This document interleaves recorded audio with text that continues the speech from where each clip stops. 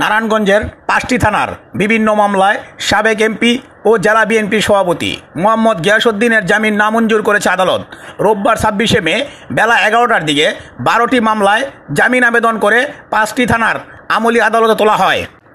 জামিন নামঞ্জুর করার পর বেলা 11:30টার দিকে তাকে পুনরায় কেরানীগঞ্জ কেন্দ্রীয় কারাগারে নিয়ে যাওয়া হয়। এর আগে সকাল 10:45টায় মোহাম্মদ গিয়াসউদ্দিনকে আদালতে আনা হয়। গিয়াসউদ্দিনকে আদালতে আনা হবে জেনে আদালতে ভিড় করে বিএনপির বিভিন্ন স্তরের নেতাকর্মীরা। পরিস্থিতি শান্ত রাখতে ব্যাপক নিরাপত্তা নিশ্চিত করে পুলিশ। জানা গেছে 12টি মামলার মধ্যে 4টি মামলা ফতুল্লা মডেল থানার, 4টি সিদ্ধিরগঞ্জ থানার, 2টি সোনারগাঁও থানার, 1টি বন্দর থানার ও 1টি রূপগঞ্জ থানার মামলা রয়েছে। ডেস্ক রিপোর্ট, মাটির মিয়া টেলিভিশন।